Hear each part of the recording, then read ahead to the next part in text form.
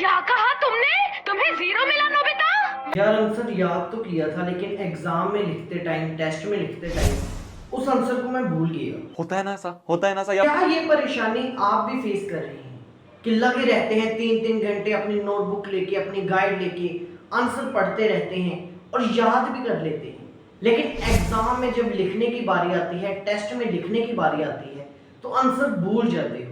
तो देश में ये परेशानी सिर्फ आप ही नहीं, देश के कई सारे स्टूडेंट्स इस परेशानी को फेस करते हैं। मैंने अपने कई सारे जूनियर से डिस्कस किया, उन्होंने भी ये कहा कि भैया हम पढ़ते बहुत हैं, लगे रहते हैं, एक आंसर को इतनी बार याद कर लेते हैं, लेकिन जब टेस्ट में लिखने जाते हैं तो सब कुछ भूल जाता है। तो आखिर हम करें क्या?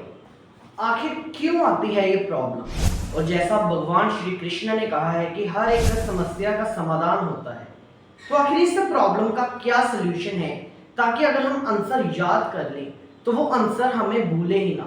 एग्जाम में लिखने बैठे, टेस्ट में लिखने बैठे या कहीं पे भी उस आंसर को हम रिकॉल कर लें, आखिर क्या तरीका हो उसका? तो उसी के बारे में आज की इस वीडियो में हम बात करने वाले हैं।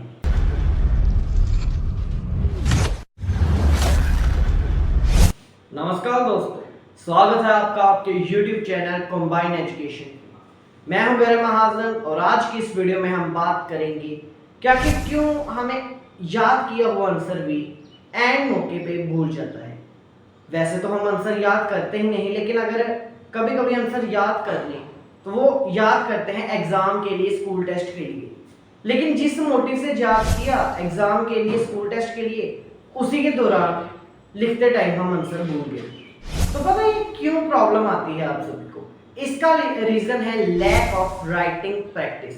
आप पढ़ते बहुत हो, नो डाउट आप 3-3 घंटे, 4-4 घंटे लगे रहते हो नोटबुक लेके, बुक लेके और पढ़ते रहते हो, लेकिन क्या चीज आप नहीं करते हो वो है राइटिंग प्रैक्टिस। भाई लिखना बहुत जरूरी है। आप लिखते कितना हो ना, इस बात पे निर्भर करता है कि आपको वो आंसर कितनी देर तक याद रहेगा। मेरी एक बात सुनो, आपने आंसर किसके लिए लर्न किया? हमें स्कूल टेस्ट में लिखना है, हमें अपने एग्जाम में लिखना है। तो एग्जाम में क्या करना है? उसको सुनाना नहीं है, उसको लिखना है। स्कूल टेस्ट में क्या करना है? उस आंसर को सुनाना नहीं है, उस आंसर को लिखना है। तो क्यों जब उस आंसर को याद करते हो घर में, तो क्यों उस आंसर को सिर्फ ओरली याद करते रहते हो, लिखते क्यों नहीं हो? जो स्टूडेंट आंसर को लिखता है वो कभी भी अपने आंसर को नहीं भूल सकता, क्योंकि उसे पता है मैंने आज लिखा है, मैं कल भी ये आंसर लिख सकता हूं। लेकिन अब ये क्वेश्चन आता है कि बड़ा आंसर हो 3-4 पेजेस का, उसको किस तरह से लिखना है? तो भाई उसके ऊपर मैं ऑलरेडी एक वीडियो बना चुका हूं कि बड़े लॉन्ग आंसर्स को, शॉर्ट आंसर्स को किस तरह से आप परफेक्ट 10 मिनट में लर्न कर सकते हो। अगर आपने अभी तक वो वीडियो नहीं देखी है तो उस वीडियो का लिंक आपको आज की इस वीडियो के डिस्क्रिप्शन बॉक्स में मिलेगा, वो वीडियो जरूर से चेक कीजिएगा। तो पहला रीजन क्या आता है? Lack of writing practice. तो करना क्या है? मान लो आपको 2 क्वेश्चन मिले कल के लिए, स्कूल टेस्ट के लिए। मान लो आपको 2 क्वेश्चन मिले, व्हाट इज फोटोसिंथेसिस, मतलब explain the process of photosynthesis, और दूसरा क्वेश्चन मिला न्यूट्रिशन एंड इट्स टाइप्स। ये 2 क्वेश्चन आपको मिले, आप घर आए, आपने अपनी बुक देखी, उस पर लगे रह रहे हो, न्यूट्रिशन ऐसे लगे रह रहे हो, ओरली याद कर रहे हो, लेकिन सबसे घटिया मेथड है ओरली याद करने का। करना क्या है? आपने जैसे क्वेश्चन याद किया न्यूट्रिशन, तो न्यूट्रिशन अगर याद किया तो उसको लिखो, अपनी नोटबुक भर दो, कम से कम 2 बार क्वेश्चन लिखो, कम से कम उस क्वेश्चन का आंसर 2 बार लिखो। और दूसरे क्वेश्चन का फोटोसिंथेसिस, उसका भी सेम याद करो और उसको लिखो, क्योंकि जितना आप लिखते चले जाओगे ना उतनी आपकी प्रैक्टिस ज्यादा होगी।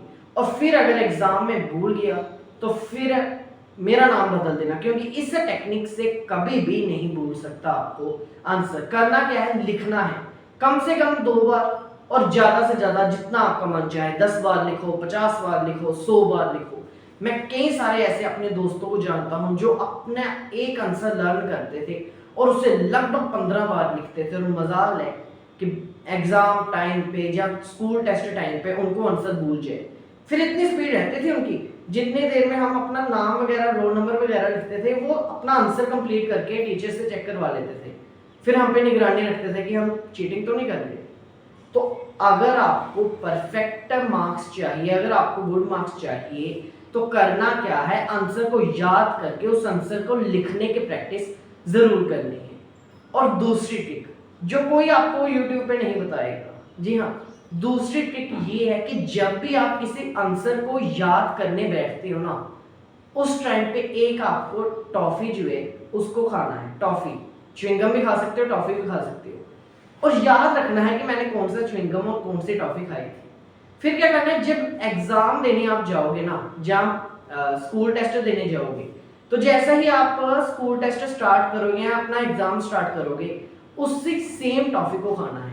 मान लो आपने इक्लेयर्स की टॉफी याद करते करते खाई, तो आंसर लिखते लिखते कि भी आपको इक्लेयर्स की टॉफी खानी है। उससे क्या होगा ना, उससे आपका माइंड इस तरह से रिएक्ट करेगा कि जब लास्ट टाइम मैंने इक्लेयर्स की टॉफी खाई थी तो मैं क्या कर रहा था, लास्ट टाइम जब मैंने ये टॉफी खाई थी तो मैं क्या कर रहा था, वही चीजें फिर आंखों के सामने, वही आंसर जो है वो आपके दौड़ेगा। और अगर आंखों के सामने वही आंसर आ गया, फिर आप आसानी से लिख पाओगे।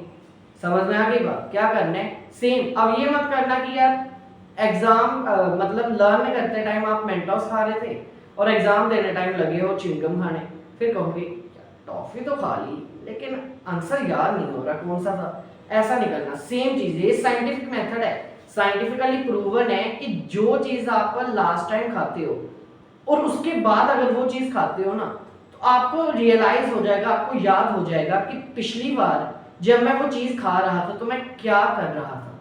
समझ में आ गई बात? और तीसरा मेथड, तीसरा भी सेम मेथड है। वहां पे हम क्या कर रहे थे, सेकेंड मेथड में टॉफी खा रहे थे। तीसरे मेथड में क्या करना है, जब भी कोई क्वेश्चन याद करने के लिए बैठो, जब भी कोई चैप्टर याद करने के लिए बैठो, तो कोई एक गाना सुन लेना है अच्छा सा, हिंदी गाना हो, पंजाबी गाना हो, तमिल गाना हो, जिस भी भाषा का गाना हो, उस गाने को सुनना है या उस गाने को गाना है। मतलब आपको जो भी गाना आता है उसकी 2-3 लाइनें पकड़ लो और उसको गा लो। और जब भी एग्जाम देने जाओ, जब भी स्कूल टेस्ट देने जाओ, तो आंसर लिखने से पहले उसी 2-3 लाइनों को, उस सॉन्ग्स के लाइनों को गा लो। साइंटिफिकली प्रूवन है। 1 महीना इस मेथड को यूज करके देखो। 3 मेथड मैंने आपको बताए, पहला राइटिंग स्किल, दूसरा टॉफी वाला और तीसरा सॉन्ग वाला।